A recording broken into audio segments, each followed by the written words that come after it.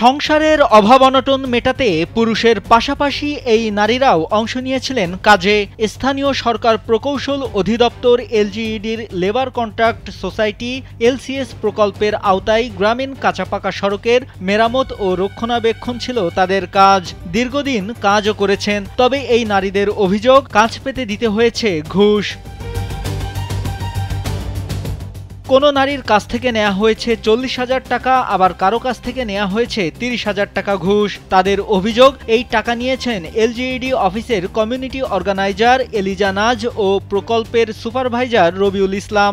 ঘুষ দিয়ে এতদিন কাজ করলেও এখন আর সেই নারীদের কাজ দেয়া হচ্ছে না। ম্যাডাম ফোন দিয়ে কয় যে টাকা দিয়ে যাও, তোমরা কাজ করবা না, কাজের টাকা দিয়ে যাও, না দিলে তোমাদের কিন্তু কাজ হবে না। আমাদের কাছে 40,000 টাকা আছে, বুঝছেন, নিয়ে কইছে 1 বছর 2.5 মাস কাজ দিয়েছে, দেওয়ার পরে আমাকে বাদ দিয়ে দিয়েছে। এমন ঘটনা ঘটেছে ঝিনাইদহের শৈলকুপা উপজেলার লেবার কন্ট্রাক্ট সোসাইটি এলসিএস প্রকল্পে।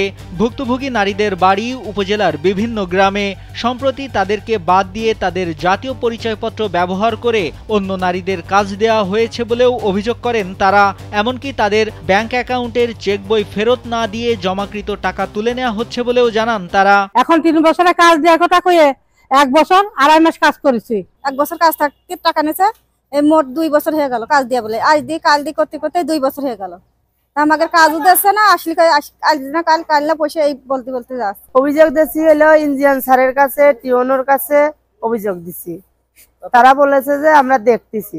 তবে সব অভিযোগ অস্বীকার করেছেন অভিযুক্ত সুপারভাইজার রবিউল ইসলাম। তার দাবি, তাকে ফাঁসানো হচ্ছে। নিয়োগটা হয়ে গেছে 2 বছর আগে, শেষ হয়ে গেছে।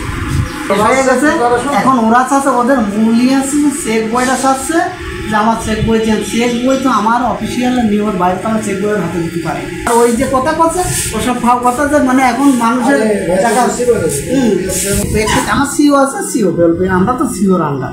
এদিকে আর এক অভিযুক্ত কমিউনিটি অর্গানাইজার এলিজা নাসকে পাওয়া যায়নি। পরে তার মোবাইলে ফোন করলে তিনিও সব অভিযোগ অস্বীকার করেন। আসলে তো সত্য না। একজন যদি এসে বলে আমার কাছ থেকে অমুক টাকা নিয়েছে, এটা কি সত্যটা যাচাই হয়? কি প্রমাণে আমি টাকা দিয়েছি? এতদিন পরে তুমি এই কথা বলছো কেন? এখন তুমি কাজ প্রলোভন করে তুমি সেই সব কথা বলছো। আর যেই ব্যক্তিটা বলেছে এরা তো আসলে মাঠের লোক না, আসল লোকগুলো তো আসেনি।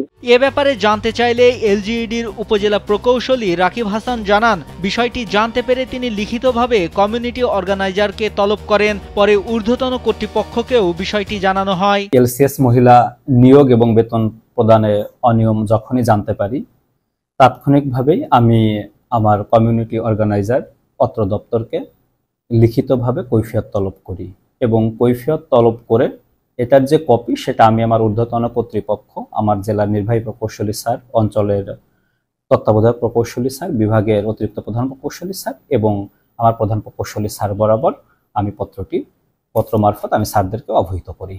দরিদ্র ও প্রান্তিক জনগোষ্ঠীর কর্মসংস্থান সৃষ্টি, তাদের আয় বৃদ্ধির সুযোগ তৈরি ও উন্নয়নমূলক কর্মকাণ্ডে প্রান্তিক জনগোষ্ঠীর সরাসরি অংশগ্রহণ নিশ্চিত করাই এলসিএস প্রকল্পের লক্ষ্য।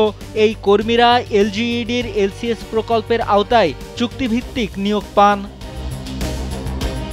নাইমুল হাসিব, কালবেলা।